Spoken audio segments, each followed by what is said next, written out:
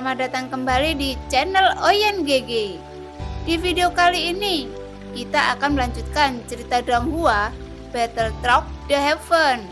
Ayo langsung aja ke alurnya. Melanjutkan cerita sebelumnya. Kedua binatang kuno telah rusak parah, dan situasi ini adalah apa yang semua orang ingin lihat. Melihat adegan ini, semua mata orang tiba-tiba menjadi panas. Mereka semua mulai bersiap untuk mengambil tindakan. Secara alami, kesempatan seperti itu tidak dapat dilewatkan. Dalam menghadapi serangan balik dari Phoenix Biru Es, yang terakhir juga mengeluarkan raungan yang ganas. Pada titik ini, kedua belah pihak ingin mundur. Baik Phoenix Biru Es dan kadal pemantau gurun tahu bahwa mereka sedang didambakan oleh banyak orang. Tetapi sekarang kadal pemantau gurun ingin bertahan hidup, sehingga hanya bisa melepaskan gagasan untuk menelan Phoenix Biru Es. Jelas itu meremehkan Phoenix Biru Es. Serangan balik terakhir dari kadal pemantau gurun, Phoenix Biru Es hampir menyerah pada caranya sendiri untuk bertahan hidup. Hanya ingin menjaga kadal pemantau gurun mundur ke belakang. Bahkan ketika kadal pemantau gurun memutar tubuhnya yang besar, ia mengebor ke tanah dan ia menyerah. Dibandingkan dengan menelan Phoenix Biru Es, ia mengetahui tingkat bahaya saat ini dan kelangsungan hidup adalah kuncinya. Ia ingin melarikan diri. Pada saat ini, sekelompok sosok menyapu ke segala arah, dan bersama-sama mereka mencoba untuk memblokir kadal pemantau gurun yang ingin melarikan diri. Duar! Lebih dari selusin siluet ditembak bersama, dan satu demi satu rantai besi menyapu tubuh besar kadal pemantau gurun dan segera mengikatnya. Dan pada saat yang sama meledakkan kekuatan yang kuat. Kadal pemantau gurun itu siap untuk menembus tanah dan melarikan diri. Kadal pemantau gurun yang ditarik keluar oleh kerumunan orang meraung, memutar kepalanya dengan tajam, dan api kuning di mulutnya menyembur menjadi pilar api mengaum ke arah kerumunan. Tetapi sekelompok orang ini, meskipun tidak dalam satu tim, pada saat ini mereka tampaknya sangat bersatu dan pada saat yang sama mundur dan tidak memberikan kadal pemantau gurun kesempatan untuk melarikan diri dan menembak bersama lagi. Satu demi satu serangan sengit terus jatuh pada kadal pemantau gurun. Yang terakhir meletus dengan raungan dan ekornya yang panjang seperti cambuk besi menampar dan menyapu dengan panik ditembak ke tanah. Jelas, semua orang meremehkan kekuatan kadal pemantau gurun. Tetapi, serangan kadal pemantau gurun tidak dapat menyebabkan kerusakan fatal bagi semua orang. Terlebih lagi, semakin banyak orang tidak akan membiarkan kadal pemantau gurun pergi. Dua kerumunan mulai bertarung. Ketika Phoenix Biru Es melihat ini, cahaya dingin muncul di mata binatang biru tua itu. Dia menggunakan yang terakhir, puncak dari 7 bintang dewa pertarungan, mendukung saat kadal pemantau gurun terjerat dan melarikan diri dari cengkeraman semua orang. Sosok Phoenix Biru Es perlahan menyapu, tetapi pada saat ini, semua orang terjerat oleh kadal pemantau gurun dan benar-benar tidak ada cara untuk menolong Phoenix Biru Es ini. Xiaoyan mengerutkan kening ketika dia melihat Phoenix Biru Es di ujung yang jauh mulai menyapu ke depan. "Apakah kamu ingin menembak?" Lai Ji bertanya dengan suara rendah. Xiaoyan menggelengkan kepalanya, melihat sekeliling dan berkata, "Jika saya menebak dengan benar, ada beberapa orang yang lebih kuat bersembunyi di sekitar sini." Saat berikutnya, saya mendengar lolongan yang menyakitkan. Saya melihat tombak panjang menembus salah satu mata Phoenix Biru Es. Dan kemudian, saya melihat orang yang melemparkan tombak muncul. dan sosok itu tersapu. Sumber Agong Ki melonjak keluar dari tubuhnya dan menyerang langsung ke ponik biru es lagi. Sungguh paksaan Ki asal yang kuat. Mungkinkah orang ini mencapai puncak Dewa Bintang 7 Dou? Xiaoyan juga terkejut ketika melihat sosok yang muncul. Saya melihat fluktuasi origin Ki yang menakjubkan, melepaskan serangan yang sangat ganas dan mendarat di tubuh ponik biru es ini. Jeritan bergema, dan poni biru es berada di ambang kematian. Sosok ini tidak memperhatikan ponik biru es, karena kadal pemantau gurun di sisi lain terlepas dari sosok itu, dan setengah dari tubuhnya masuk ke tanah. Jika itu ditunda, diperkirakan akan benar-benar melarikan diri. Dewa Bintang 7 Dou segera menembak, dan dengan gelombang tombak panjang di tangannya, origin Ki yang agung dicurahkan, dan kekuatan yang menindas ini segera menyebabkan ekspresi orang-orang di sekitarnya berubah. Beberapa dewa pertempuran bintang 7, bahkan di tahap tengah dewa pertempuran bintang 7, semuanya ngeri, karena mereka dapat dengan jelas merasakan bahwa kekuatan orang ini jauh lebih kuat daripada mereka. Segera setelah tubuh senjata itu bergerak, ia berlari menjauh, dan cahaya tombak yang panjang meraung. Pada saat yang sama, saya melihatnya melemparkan tombak panjang itu keluar dan tenggelam ke tanah di depan kadal pemantau gurun. Duar! Dengan ledakan keras, sebuah lubang muncul langsung di tanah, dan Genesis Ki yang agung dari puncak Dewa Bintang 7 melonjak, dan Genesis Ki berubah menjadi satu. Tangan raksasa itu meraih ekor kadal pemantau gurun dan menariknya keluar dari tanah sekaligus. Kadal pemantau gurun yang dikendalikan kembali mengeluarkan auman yang mengerikan. Melihat penampilannya, itu benar-benar cemas, karena jika ditunda akan sulit untuk melarikan diri. Semakin banyak orang berkumpul, semakin kecil kemungkinannya untuk melarikan diri. Dewa pertarungan bintang 7 mengguncang lengannya, dan tombak itu meraung.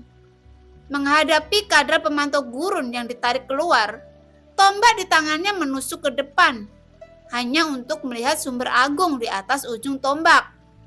Ki melonjak, berubah menjadi hantu naga air, dan meraung ke arah kadal pemantau gurun. Itu menabrak kadal pemantau gurun dengan keras.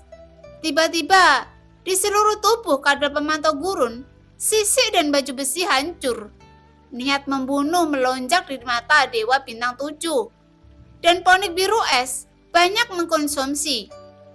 Kadal pemantau gurun pada saat ini tidak memiliki kekuatan untuk menangkis.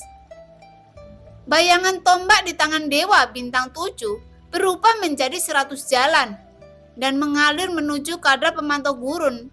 Pada akhirnya, pria itu secara pribadi memegang tombak dan berubah menjadi bayangan yang langsung menembus kepala kadal pemantau gurun. Dua binatang kuno yang telah mencapai batasnya secara alami tidak bisa menjadi lawan dari Dewa Bintang 7, dan mereka juga dipenggal oleh Dewa Pertempuran Bintang 7 ini tanpa kecelakaan. Semua orang mundur dan tidak ada yang berani mengambil langkah menuju mayat dua binatang kuno, karena mereka mengerti bahwa sejak puncak Dewa Bintang 7 muncul, mayat kedua binatang kuno ini bukan lagi milik mereka. Untungnya, ada beberapa dewa pertarungan bintang 7 memandang kerumunan, dan dia benar-benar berkata, "Kadal pemantau gurun ini milikmu, dan ponik biru es milikku." Begitu kata-katanya jatuh, semua orang memandang mereka dengan kaget. Pria itu menunjukkan rasa hormat di matanya. Tentu saja, alasan mengapa dia memilih untuk melepaskan binatang kuno juga masuk akal. Meskipun kekuatannya sangat kuat, ada hampir 10 dewa pertempuran bintang 7 melawan dewa di sini. Jika mereka benar-benar bergandengan tangan, dia tidak bisa pergi. Tetapi jika dia melepaskan binatang kuno, dia benar-benar dapat menghindari pertempuran yang tidak perlu ini. Baginya, mendapatkan binatang kuno dengan upaya terkecil sudah merupakan pilihan terbaik. Karena itu, dia yang tidak melakukan hal-hal yang tidak cukup rakus untuk menelan seekor gajah, dan yang memahami untung dan rugi juga orang yang cerdas. Semua orang mengepung mayat kadal pemantau gurun, sementara pembangkit tenaga listrik Dewa Pertarungan Bintang 7 itu menuju ke Ponik Biru Es. Xiaoyan tahu bahwa waktunya telah tiba. "Tutup matamu dan ikuti aku. Lakukan!" Xiaoyan berteriak dengan suara rendah. Lai Chi dan Wu Shen mengerti bahwa mereka mengikuti sosok Xiaoyan, tetapi mereka berdua menutup mata mereka dengan erat dan mengikuti dari dekat dengan naluri jiwa mereka. "Terima kasih atas hadiahmu." Suara derap Xiaoyan sangat keras. Jelas dia melakukannya dengan sengaja. Yang dia inginkan hanyalah membuat semua orang memperhatikannya dan berteriak keras. Suara yang tiba-tiba ini tidak ada yang tidak akan penasaran, tetapi juga karena keingintahuan dan kewaspadaan, semua orang memandang Xiaoyan. Pada saat yang sama, cahaya di mata Xiaoyan berputar. Roda cahaya berputar dengan cepat. Xiaoyan mendesak kali ini untuk runtuh, hampir dengan seluruh kekuatannya. Bagaimanapun, ada terlalu banyak Dewa Pertempuran Bintang 7, pembangkit tenaga listrik. Jika mereka tidak menggunakan Yobeng, secara ekstrim mereka tidak akan punya waktu untuk mengendalikannya. Yobeng. Ketika mata semua orang bertemu, termasuk pembangkit tenaga listrik Dewa Bintang 7, mereka juga memandang Xiaoyan dengan waspada.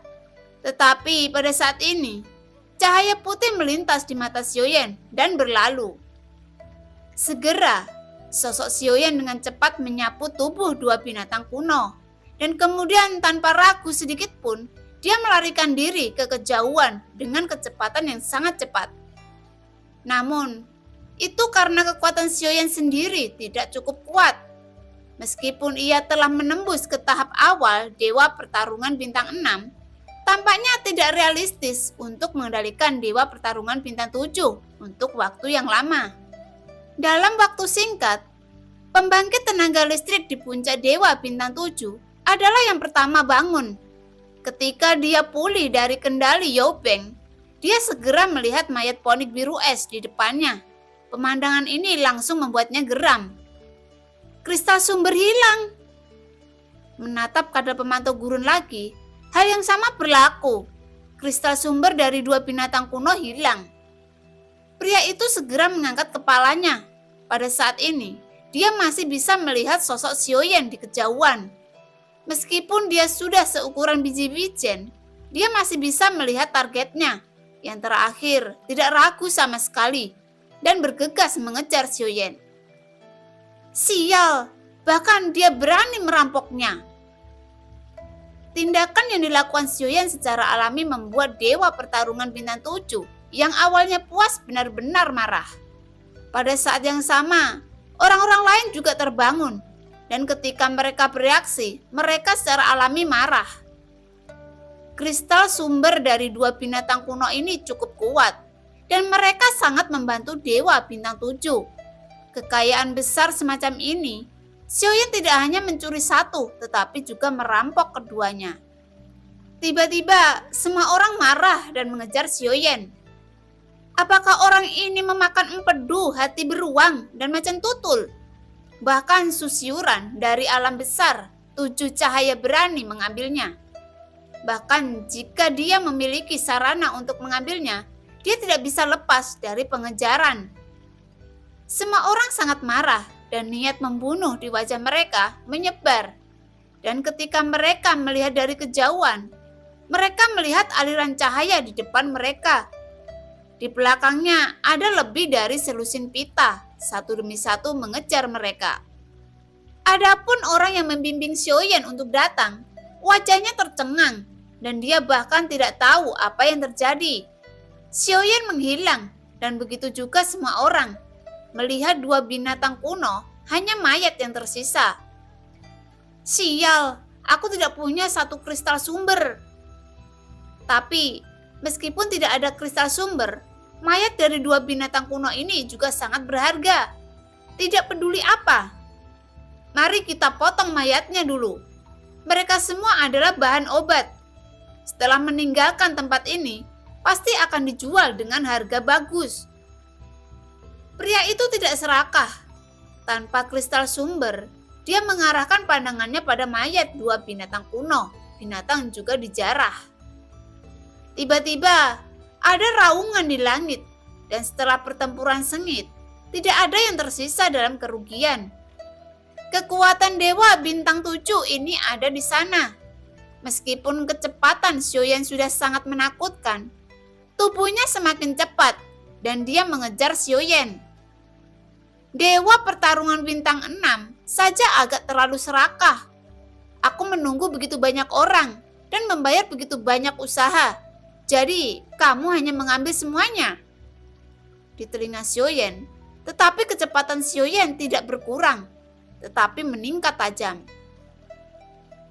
Di hadapan kemarahan pria itu, Xiaoyan tidak menjawabnya, tetapi bergegas maju dengan kecepatan yang sangat cepat, menerobos berbagai rintangan di hutan, dan kemudian menutupi napas dengan kekuatan jiwa alam. Meskipun Dewa Bintang 7 tidak pernah kalah, tetapi itu juga membuat pengejarannya menjadi sulit. Bagaimanapun, Xiaoyan tidak berhenti. Tidak ada pihak yang berhenti. Bukan tidak mungkin untuk terbang mengelilingi seluruh surga pembantaian dewa. Karena dia tidak bisa mengalahkannya. Dia akan menghabiskan kesabarannya. Tetapi pria itu selalu mengejar. Dan orang-orang lainnya juga mengejarnya satu demi satu. Pada saat ini, napas yang kuat datang dari depan. Dan beberapa sosok muncul di kejauhan, menghalangi jalan Xiaoyan. Hati Xiaoyan terkejut, dan dia buru-buru menggunakan Yobeng untuk melarikan diri. Sosok-sosok ini jelas merupakan dukungan yang dipanggil oleh para pria, dan jumlah orang yang mengejar Xiaoyan meningkat lagi. Ada sekelompok dewa pertempuran bintang 7 di belakang mereka. Tapi Xiaoyan tidak ingin menggunakan klon dewa abadi dan klon dewa iblis karena ini. Lagi pula, itu bukan pada menit terakhir. Bahkan jika orang-orang ingin sangat kuat, butuh banyak kesabaran untuk benar-benar mengejar Xiaoyan. Pada saat ini, Xiaoyan bersembunyi di hutan batu lagi, dan sekelompok orang menunggu dan mulai mencarinya di hutan batu. Saudara Xiuran, coba saya lihat. Saya sudah membuang banyak waktu dengannya. Meskipun nilai dari dua binatang kuno itu memang menarik, lebih baik mencari mereka lagi daripada membuang waktu. Ada banyak binatang kuno di sini, jadi tidak perlu terus seperti ini. Aku akan menghabiskannya bersamanya. Di samping pria dewa pertarungan bintang 7, seseorang membujuknya. Tidak, aku harus menemukan orang ini. Kalau tidak, aku akan mempermalukan wajahku di alam besar 7 cahaya. Dia hanya dewa pertempuran bintang 6. Dari sudut pandang nafasnya, dia hanya sampah dari tahap awal dewa pertempuran bintang 6. Jika saya menangkapnya, saya bisa melakukannya dengan satu tangan. Peras dia sampai mati. Su Xiuran jelas sangat marah. Bagaimanapun, kekuatannya berada di puncak dewa pertempuran bintang 7. Dan dia benar-benar direnggut oleh dewa pertarungan bintang 6 di tahap awal. Dan dia melarikan diri. Jika hal seperti ini menyebar, itu pasti akan membuatnya kehilangan muka. Terutama untuk saingannya. Hal seperti itu pasti akan menjadi ucapannya. Jadi, Su Xiuran tidak akan pernah menyerah dengan mudah.